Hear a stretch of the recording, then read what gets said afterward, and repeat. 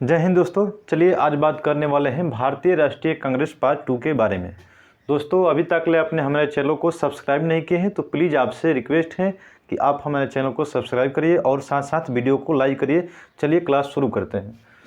दोस्तों पिछले क्लास में हम लोग पढ़ चुके थे कि भारतीय राष्ट्रीय कांग्रेस नामक संस्था की स्थापना कब किया गया था, किसके द्वारा किया गया था और किस उद्देश्य से किया गया था, ये देख चुके थे। ये भी देख चुके थे कि प्रथम अधिवेशन कहाँ कराया गया था, अलग अलग क्षेत्रों में कराया जा रहा था और अलग अलग समुदाय और वर्गों के लोगों को इस संस्था के माध्यम से जोड़ा जा रहा था। तो हम लोग पढ़ चुके थे कि भारतीय राष्ट्रीय कांग्रेस की जो स्थापना हुआ था 28 दिसंबर 1885 ईस्वी को किया गया था। किसके द्वारा किया गया था? तो ए.ओ. ह्यूम के द्वारा किया गया था।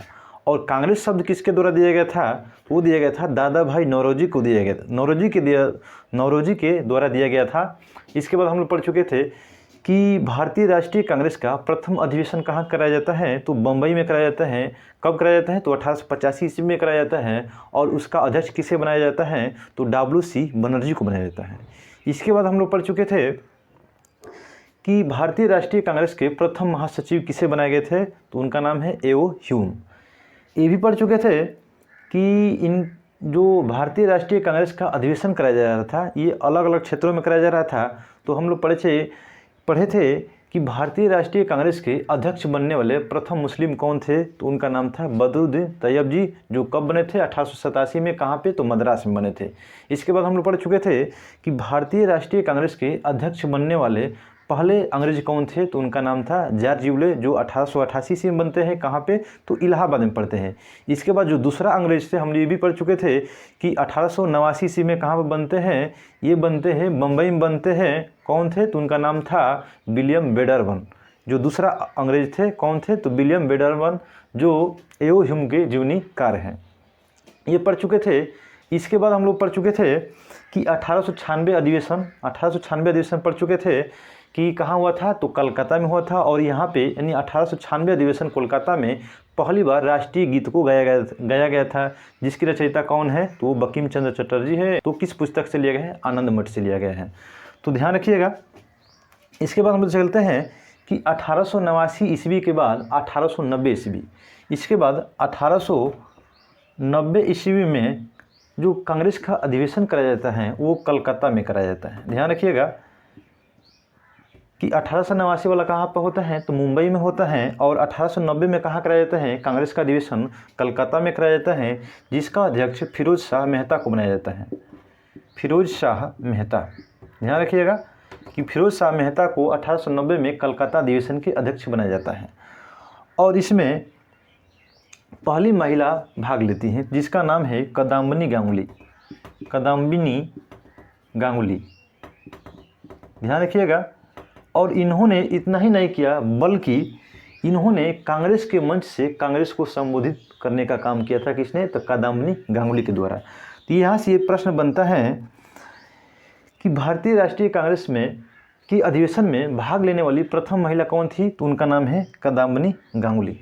और जो देख रहे हैं कादम्बिनी गांगुली, ये कलकत्ता विश्वविद्यालय से स्नातक की डिग्री लेने वाली प्रथम महिला हैं। कौन? तो कादम्बिनी गांगुली। यानी कहने का मतलब है कि किसी विश्वविद्यालय से स्नातक करने वाली प्रथम महिला कौन है? वो है कादम्बिनी गांगुली। चलिए इसके बाद हम लोग देखते हैं, अब आगे बढ़ते हैं कि कांग्रेस का अधिवेशन 1901 में कहाँ कराया जाता है। तो ध्यान रखना है कि कांग्रेस का जो अधिवेशन कराया जाता है 1901 में कहाँ पे कराया जाता है? तो कलकत्ता में कराया जाता है। जिसका अध्यक्ष किसे बनाया जाता है? तो दिनेश वाचा को बनाया जाता है। और इसमें पहली बार इस अधिवेशन में यानी 1901 कलकत्ता अधिवेशन में पहली बार महात्मा गांधी ने भाग लिए। ध्यान रखिएगा। तो यहाँ से प्रश्न बनता है गांधी जी से कि गांधी जी कांग्रेस के किस अधिवेशन में भाग लिए थे? तो कलकत्ता अधिवेशन 1901 में, जो पहली बार था। और इसके अध्यक्ष किसे बनाया गया था? तो दिनेश वाचा को बनाया गया था। कहाँ पे? तो कलकत्ता में। इसके बाद देख रहे हैं कि कांग्रेस अधिवेशन 1905। अब कांग्रेस का अधिवेशन 1905 ईस्वी में कहाँ कराया जाता है? तो बनारसी में कराया जाता है। और इसका अध्यक्ष किसे बनाया जाता है? तो गोपाल कृष्ण गोखले को बनाया जाता है। ध्यान रखिएगा कि कांग्रेस का अधिवेशन 1905 में बनारसी में कराया जाता है, जिसका अध्यक्ष गोपाल कृष्ण गोखले को बनाया जाता है। और इनका ध्यान रखिएगा, एक संस्था है जिसका नाम है भारत सेवक समाज। ध्यान रखिएगा कि भारत सेवक समाज के संस्थापक कौन है, तो गोपाल कृष्ण गोखले हैं। कब किए थे, तो 1905 ईस्वी में ही किए थे। अब ध्यान रखना है कि 1905 में आपको मालूम होगा कि उस समय भारत के वायसराय कौन थे, तो उनका नाम था लॉर्ड कर्जन। इनका जो कार्यकाल था 1899 से लेकर 1905 ईस्वी के बीच इसका कार्यकाल था। किसका, तो लॉर्ड कर्जन के द्वारा। और लॉर्ड कर्जन ने क्या किया कि 20 जुलाई 1905 ईस्वी को बंगाल विभाजन की घोषणा कर दी। ध्यान रखिएगा कि लॉर्ड कर्जन के द्वारा 1905 ईस्वी में नहीं 20 जुलाई 1905 ईस्वी को बंगाल विभाजन की घोषणा कर दी। और फाइनली रूप से बंगाल का विभाजन कब कर दिया गया, तो 16 अक्टूबर 1905 ईस्वी को। और ध्यान रखिएगा कि बंगाल विभाजन के विरुद्ध में जो राष्ट्रवादी नेता थे वो क्या किए, विरोध किए। तो ऐसे ही एक नेता थे जिनका नाम था सुरेंद्रनाथ बनर्जी। तो बंगाल विभाजन के विरुद्ध में आंदोलन चलाने वाले पहले व्यक्ति कौन थे, राष्ट्रवादी नेता कौन थे, तो उनका नाम था सुरेंद्रनाथ बनर्जी, जो बंगाली राष्ट्रवादी नेता थे, यानी बंगाल में चलाए थे पहली बार आंदोलन। तो कौन, सुरेंद्रनाथ बनर्जी। और चलाए गए थे इसके आंदोलन चलाए गए थे तो बंगाल विभाजन के विरुद्ध में, जैसे बंग भंग आंदोलन कब चलाया गया था, तो 1905 ईस्वी में ही चलाया गया था। किसके विरुद्ध चलाया गया था, तो बंगाल विभाजन के विरुद्ध चलाया गया था। इसके बाद स्वदेशी आंदोलन, तो ध्यान रखिएगा स्वदेशी आंदोलन भी कब चलाया जाता है, तो 1905 ईस्वी में ही चलाया जाता है। किसके विरुद्ध चलाया जाता है, तो बंगाल विभाजन के विरुद्ध में चलाया जाता है।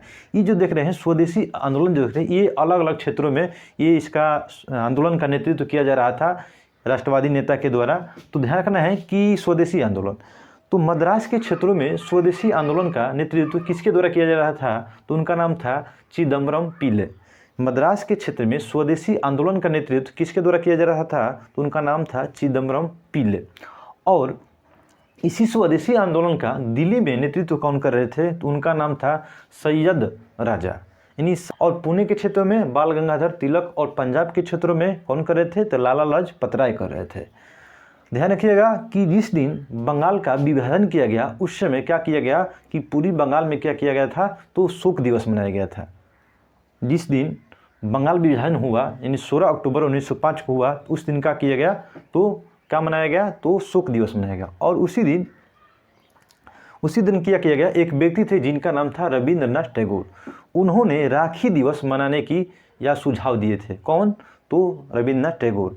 क्योंकि मुस्लिम और हिंदू एक दूसरे को क्या किए, राखी बांधे, और इससे ये प्रूफ करके दिखा दिए कि बंगाल विभाजन करने से कुछ होने वाला नहीं है। भारत की मुसलमान और भारत की हिंदू एकजुट बने हुए हैं। कौन बताए, कौन दिखाए, तो ये दिखाए थे कौन, रविंद्रनाथ टैगोर। इसके बाद देख रहे हैं कि कांग्रेस अधिवेशन 1906। अब कांग्रेस का अधिवेशन 1906 ईस्वी में कहाँ कराया जाता है, तो कलकत्ता में कराया जाता है। ध्यान रखिएगा कि कांग्रेस का अधिवेशन 1906 ईस्वी में कहाँ कराया जाता है, कलकत्ता में कराया जाता है, जिसका अध्यक्ष दादा भाई नौरोजी को बनाया जाता है। ध्यान रखिएगा कि दादा भाई नौरोजी को बनाया जाता है 1906 में कलकत्ता अधिवेशन में, और ये पारसी समुदाय से थे। और यहाँ पे इस अधिवेशन में यानी कलकत्ता अधिवेशन 1906 में पहली बार स्वराज का मांग किया गया। तो ध्यान रखिएगा ये जो देख रहे हैं स्वराज की मांग, ये जो किए थे दादा भाई नौरोजी, ये बाल गंगाधर तिलक और लाला लाजपत राय के दबाव में आकर ये पहली बार स्वराज की मांग की थी। क्योंकि दादा भाई नौरोजी थे ये एक उदारवादी नेता थे, और जो लाला लाजपत राय और बाल गंगाधर तिलक थे ये कैसे नेता थे, तो ये गर्म दल के नेता थे।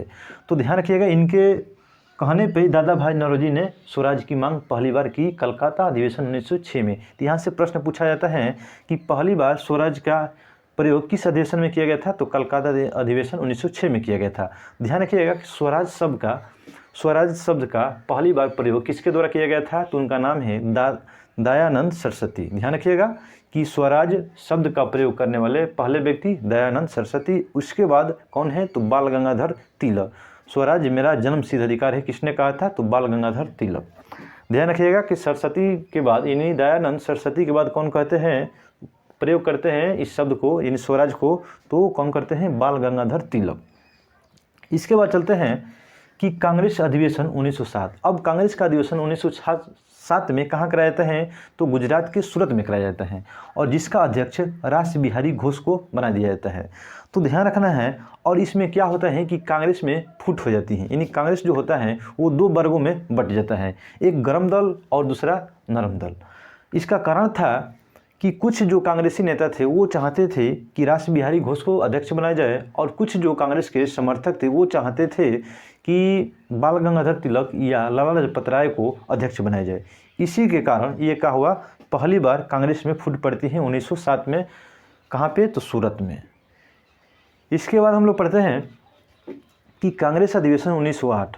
कांग्रेस का अधिवेशन 1908 में मद्रास में कराया जाता है, जिसकी अध्यक्षता कौन करते हैं, तो रास बिहारी घोष ही करते हैं। ध्यान रखिएगा कि रास बिहारी बोस एक हैं, वो अलग हैं, और रास बिहारी घोष ये अलग हैं। तो ध्यान रखिएगा कि अध्यक्षता किसके द्वारा की गई थी, तो रास बिहारी घोष के द्वारा की गई थी। और इसमें इस 1908 मद्रास में किया गया जो अधिवेशन था, इसमें पहली बार क्या किया गया, कांग्रेस संविधान का निर्माण किया गया। तो पूछा जाता है कि कांग्रेस संविधान का निर्माण किस अधिवेशन में किया गया था, तो 1908 मद्रास अधिवेशन में किया गया था। किसके द्वारा अध्यक्षता किया गया था, तो रास बिहारी घोष के द्वारा किया गया था। ध्यान रखिएगा कि 1907 और 1908 में कांग्रेस के अधिवेशन की अध्यक्षता किसके द्वारा की गई थी, तो उनका नाम है रास बिहारी घोष के द्वारा की गई थी। इसके बाद देख रहे हैं कि कांग्रेस अधिवेशन 1911। अब कांग्रेस का अधिवेशन 1911 ईस्वी में कहाँ कराया जाता है, तो कलकत्ता में कराया जाता है। ध्यान रखिएगा, कलकत्ता में, जिसका अध्यक्ष किसे बनाया जाता है, तो पंडित बिशन नारायण धर को बनाया जाता है। ध्यान रखिएगा कि कांग्रेस का अधिवेशन 1911 में कलकत्ता में कराया जाता है और अध्यक्ष किसे बनाया जाता है, तो उनका नाम है पंडित बिशन नारायण धर। और इस अधिवेशन में पहली बार राष्ट्रगान को गाया जाता है। ध्यान रखिएगा कि कलकत्ता अधिवेशन 1911 ईस्वी में पहली बार क्या किया गया, तो राष्ट्रगान को गाया जाता है इसमें। और गाने वाले कौन थे, तो उनका नाम था रविन्द्रनाथ टैगोर। और राष्ट्रगान के रचयिता भी कौन है, तो रविन्द्रनाथ टैगोर। ध्यान रखिएगा कि राष्ट्रगान को गाने में कितना समय लगता है, तो 52 सेकेंड लगता है। और लघु रूप को गाने में कितना समय लगता है, यानी राष्ट्रगान के लघु रूप को गाने में कितना समय लगता है, तो मात्र 20 सेकेंड का समय लगता है।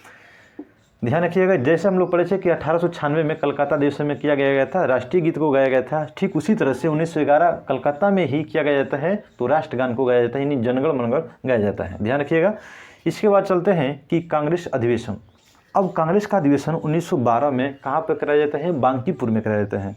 तो ध्यान रखिएगा, बांकीपुर जो पड़ता है ये बिहार के पटना क्षेत्र में पड़ता है। और इसकी अध्यक्षता जो किए थे उनका नाम है R.N. माधोलकर। ध्यान रखिएगा, R.N. माधोलकर। तो कांग्रेस का अधिवेशन कहाँ कराया जाता है 1912 में, बांकीपुर में कराया जाता है, जिसकी अध्यक्षता कौन करते हैं, तो R.N. माधोलकर करते हैं। यहाँ से प्रश्न बनता है कि बिहार में कांग्रेस का अधिवेशन होने वाला पहला कौन था, तो वो है बांकीपुर अधिवेशन 1912 में। यह पहली बार कब कराया गया था, तो 1912 ईस्वी में कराया गया था। कहाँ पे, तो बांकीपुर में कराया गया था। बिहार में पहली बार कराया गया था कांग्रेस का अधिवेशन। इसके बाद देख रहे हैं कि कांग्रेस का अधिवेशन 1915 ईस्वी में कहाँ कराई जाती है, तो बम्बई में कराई जाती है। कहाँ पर कराई जाती है, तो बम्बई में कराई जाती है, जिसके अध्यक्ष किसे बनाया जाता है, तो सत्येंद्र प्रसाद सिन्हा को बनाया जाता है। ध्यान रखिएगा कि 1915 में कांग्रेस का अधिवेशन कहाँ कराया जाता है, तो बम्बई में कराया जाता है, और उसका अध्यक्ष किसे बनाया जाता है, तो सत्येंद्र प्रसाद सिन्हा को बनाया जाता है। और उसमें एक लॉर्ड वेलिंगटन अधिकारी थे, उन्होंने पहली बार इसमें भाग लिया था। तो यहाँ से प्रश्न बनता है इनसे कि लॉर्ड वेलिंगटन ने कांग्रेस के किस अधिवेशन में भाग लिए थे, तो उनका नाम है कौन सा, तो बम्बई अधिवेशन 1915 में लिए थे, जिसकी अध्यक्षता सत्येंद्र प्रसाद सिन्हा के द्वारा की गई थी। तो चलिए इसके बाद हम लोग देखते हैं कांग्रेस अधिवेशन 1916। अब कांग्रेस का अधिवेशन 1916 ईस्वी में कहाँ कराया जाता है, तो लखनऊ में कराया जाता है। ध्यान रखिएगा कि कांग्रेस का अधिवेशन 1916 ईस्वी में कहाँ कराया जाता है, लखनऊ में कराया जाता है। और उस लखनऊ अधिवेशन में अध्यक्ष किसे बनाया जाता है, तो अंबिका चरण मजूमदार को बनाया जाता है। ध्यान रखिएगा कि अंबिका चरण मजूमदार को लखनऊ अधिवेशन 1916 में क्या बनाया जाता है, अध्यक्ष बनाया जाता है। और इसे ध्यान रखिएगा कि इस कांग्रेस अधिवेशन जो लखनऊ में कराया गया था 1916 में, इसे लखनऊ समझौता भी कहा जाता है। तो ध्यान रखिएगा लखनऊ समझौता कब होता है, तो 1916 ईस्वी में होता है। ध्यान रखना है, हम लोग पीछे अभी पढ़े कि 1907 ईस्वी में कांग्रेस का अधिवेशन कहाँ कराया गया था, तो सूरत में कराया गया था। और उसकी अध्यक्षता कौन किए थे, रास बिहारी घोष किए थे। और उसी में पहली बार क्या हुआ था, कांग्रेस दो वर्गों में बढ़ चुका था, एक गर्म दल और एक नरम दल। यानी कांग्रेस में पहली बार विभाजन कब हुआ था, तो 1907 ईस्वी में हुआ था। ध्यान रखना है कि यहाँ पे क्या होता है, नहीं लखनऊ अधिवेशन में क्या होता है कि जो गर्म दल और नरम दल के बीच नेताओं का समझौता कराया जाता है लखनऊ अधिवेशन में। ध्यान रखिएगा कि गर्म दल और नरम दल के बीच नेताओं में समझौता कराया जाता है तो किसके प्रयास से कराया जाता है? तो बाल गंगाधर तिलक और एनी बेसेंट के प्रयास से गर्म दल और नरम दल के नेताओं के बीच समझौता कराया जाता है। एक हो गया, दो समझौता होता है यहाँ पर, एक ये हो गया गर्म दल, एक नरम दल, और दूसरा जो है भारतीय राष्ट्रीय कांग्रेस संस्था और मुस्लिम लीग। तो भारतीय राष्ट्रीय कांग्रेस और मुस्लिम लीग के बीच समझौता होती है लखनऊ अधिवेशन 1916 में। किसके प्रयास से होता है? तो मोहम्मद अली जिन्ना जो मुसलमान थे, और जो हिंदू कौन थे? बाल गंगाधर तिलक। यानी कहने का मतलब है कि भारतीय राष्ट्रीय कांग्रेस और मुस्लिम लीग के बीच समझौता कराने का प्रयास किसके द्वारा किया गया था? तो वो किए गए थे बाल गंगाधर तिलक और मोहम्मद अली जिन्ना के प्रयास से किया गया था लखनऊ अधिवेशन 16 में। इसके बाद चलते हैं, ध्यान रखिएगा कि मुस्लिम लीग की स्थापना कहाँ हुई थी? तो बांग्लादेश की राजधानी ढाका में हुई थी। कब हुई थी? 1906 ईस्वी में हुआ था। किसके द्वारा किया गया था? तो सलीम उल्लाह खां और आगा खां के द्वारा किया गया था। और इस मुस्लिम लीग के प्रथम अध्यक्ष किसे बनाया गया था? तो आगा खान को ही बनाया गया था। तो ध्यान रखिएगा, आगा खां को मुस्लिम लीग का प्रथम अध्यक्ष बनाया गया था। तो हम लोग पढ़ चुके कि कांग्रेस और मुस्लिम लीग के बीच समझौता कराने वाले व्यक्ति कौन थे? तो उनका नाम है बाल गंगाधर तिलक, और कौन है? तो मोहम्मद अली जिन्ना। लेकिन गर्म दल और नरम दल के बीच समझौता कराने वाले कौन है? तो उनका नाम है बाल गंगाधर तिलक और एनी बेसेंट। ध्यान रखिएगा। तो चलिए दोस्तों, हमें उम्मीद होगी कि ये वीडियो आपको काफ़ी पसंद आई होगी। अगर हमारी वीडियो आपको काफ़ी पसंद आई होगी तो हमारे चैनल को सब्सक्राइब और वीडियो को लाइक करिएगा। ठीक है, थैंक्स फॉर वॉचिंग।